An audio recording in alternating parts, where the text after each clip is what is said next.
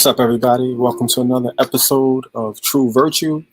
If you know anything about these segments I do some stuff where I talk about some of the issues that happen in the community on another platform, some of the things that bother me, but to me, it's important to have a balance. So, yes, there are things that we're going to disagree with in our community. Yes, there's issues, but I feel like we should always try to cover it with something positive. So there's always a time for negative and things we disagree with. There's also times for positive. So today I'm going to be talking about the virtue of cooperation. Cooperation, even when you disagree with people, sometimes the best thing you can do is cooperate. If someone is wrong, it's one thing to criticize them. It's one thing to call them out.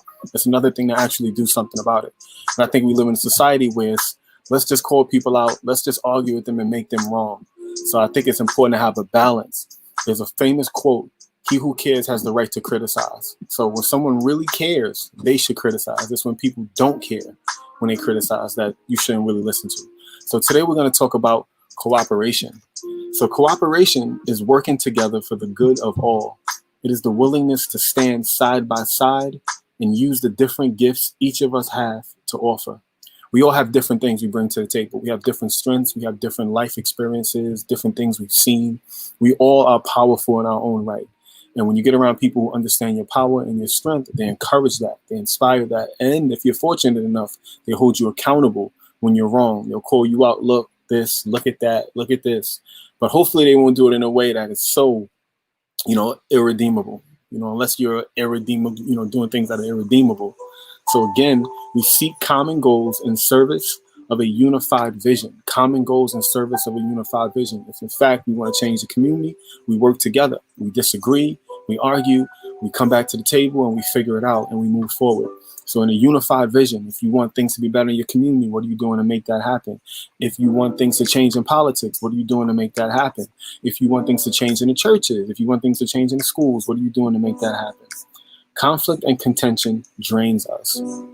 Cooperation can fuel our dreams. With cooperation, we help one another to share the load. So when we cooperate, we see someone making mistakes, we see someone in the wrong, and we try to assist them and try to help them, right? It's important, I believe, to actually say things to people and call them out with certain things. But it's important, while you calling them out, look, that's wrong, helping them too, right? It's really important. So we see someone who has a heavy load, we try to lighten that load for them. If someone is hungry, we try to give them some food. If somebody needs a friend, we try to talk them through it. It's really important that before we can really step to help others, we have to look at ourselves, right? We got to spend most of our time identifying our own weaknesses, right? So we willingly do tasks that others ask of us. We look for ways to be helpful, to ask for help. We look for ways to be helpful and to ask for help. How can you be helpful today? What can you do that helps someone in a positive light?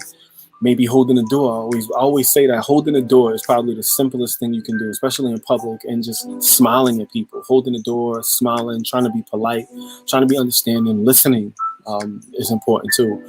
2 or 3 minutes, taking time to try to hear people out. Sometimes people get long-winded. They want to keep talking. So you just like, listen, I got to go. And just extending that friendship. I think a lot of times we don't take that 30 seconds to send a text. I know I'm guilty. How are you? What's going on? We're so busy with our lives. I know I'm guilty. But I think it's important that we take time in our criticism and in our frustration and in all the things that we deal with in life to stop and acknowledge things like cooperation. When you cooperate, we make things bigger. We make things stronger. I remember watching a movie. What was it? Black Panther. He said 2 or 3 people can get more done than a whole bunch of people in a room. And then his father walked into the scene and said, unless you want to carry a piano. So I'm one of those people who are ruggedly individual in ways where it's like, I want to get things done because I know what I can do right now. But it's so important that you cooperate. You turn around and find other people who need help, who need assistance, and try to provide something to them. Try to provide value to them.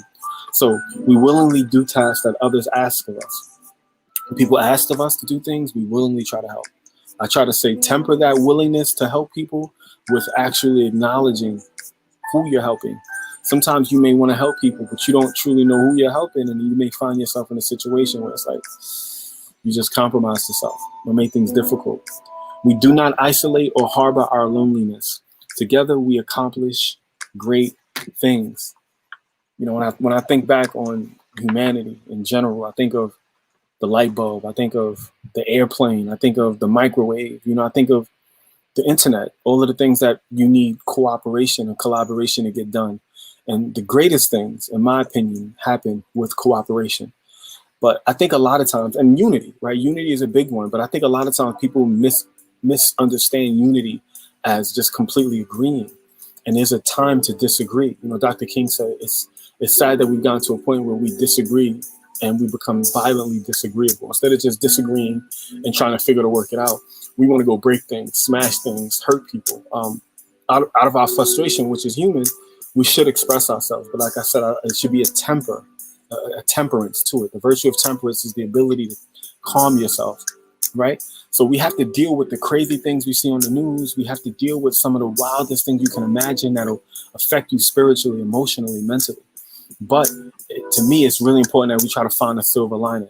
So if anyone knows me, they know I have multiple platforms. And one of my platforms is a show I call Hardcore, where I just go right in on some topics that I feel are horrible.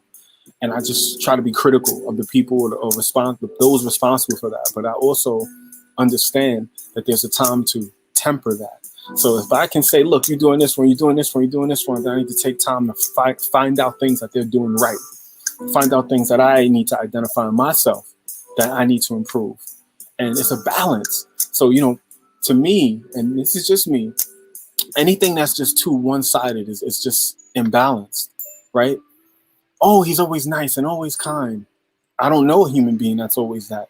Oh, he's always mean and always nasty. I don't know a human being who's like that. Maybe somebody you may meet in public is always mean or seem mean, but they're nice to someone. Maybe they're nice to their cats. You know what I mean? So I believe it's a balance. You know, we have to balance that. We cannot be completely nice and sweet and kind all the time and completely mean and angry all the time.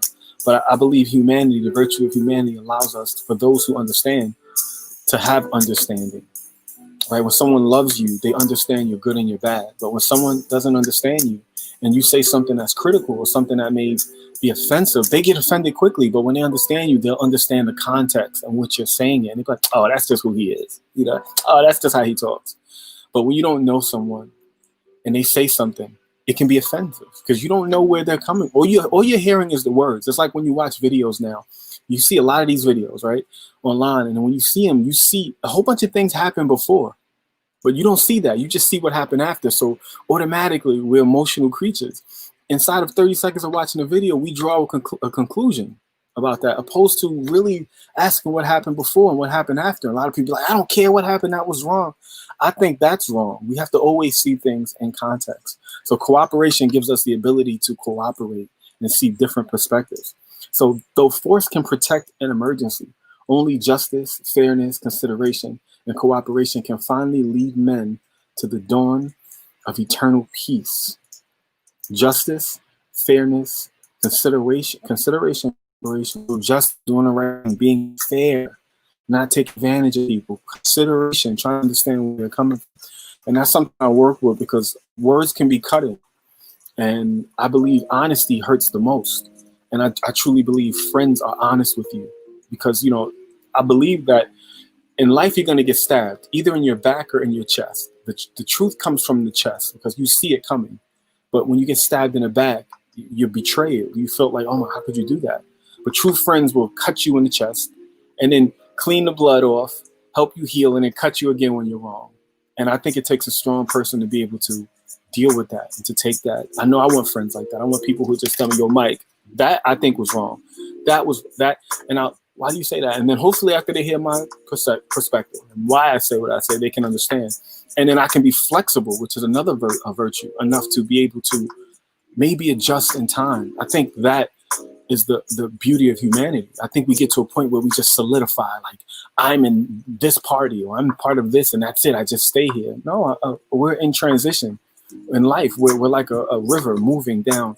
We're moving and we're adjusting and changing. And I think human beings want to feel like you're one way all the time. So if like, are you this? You're not that, then you're fake or you're doing. And I think that says a lot about people's personal perspective, right? I can be angry, but I can also be happy. I can be a Republican, but I can also support Democrats. I can be a Christian, but I can have Muslim ideals and Buddhist philosophies. So I believe the complexity of humanity is that of requires cooperation.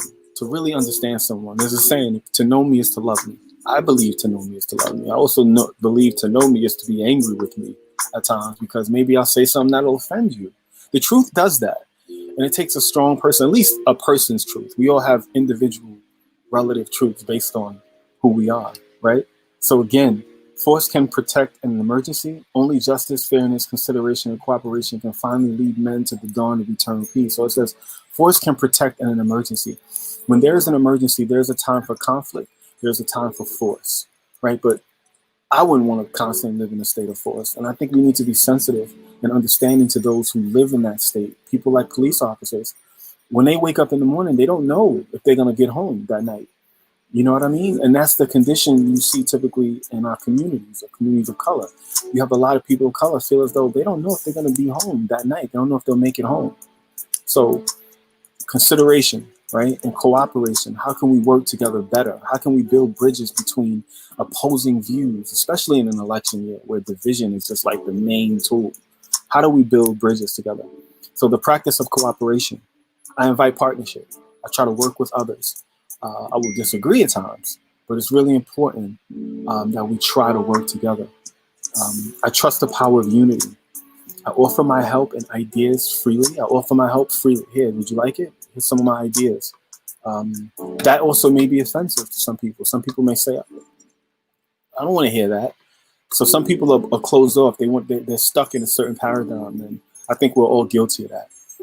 I have the humility not to do it all myself. So for one, I'm very confident in what I can get done when I put my mind to something. But I've learned teamwork, the virtue of teamwork and consideration is not doing it yourself and trying to allow other people. Sometimes you're part of a team and you try to pass the ball and a person just like ignores the ball. And then you keep trying to work with them. And if it doesn't, they don't get the ball. You just are tempted to go pick up the ball yourself and shoot it.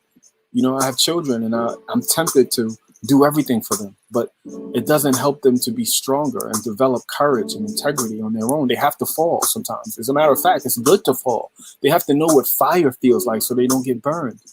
And those are difficult things to do. We want to just do things ourselves, but teamwork allows us to work together and build. Sometimes, no matter what you do, some people just will not get along with you. Something about you, maybe the way you speak, your confidence, your whatever it is, and you cannot do it. And I don't really like to use the word can or cannot, because I just like to get rid of the T and can't, like can, you know what I mean? I don't like certain words I think are toxic, but virtues like cooperation, consideration, those are things that are high level energy. And we fluctuate between energy in our lives, like in our day, you know, and there's time for low level energy and there's time for high level energy. I personally think it's best to just stay at high level energy. I know I don't have to be alone. I work with enthusiasm for a common goal. I am thankful for the gift of cooperation. It brings me into community. As we cooperate, we form communities, we form groups. And I think it's important that we have to deal with the negative at times in life. And that goes without saying, but hopefully you can apply a virtue to your day. And that's what's important. So today is cooperation. How do we cooperate, even with people we disagree with, people we don't like, people we feel are different, whatever? How can we cooperate? And I think that's a good question. So I want to thank you for stopping in. And until next time, I'm going to say peace.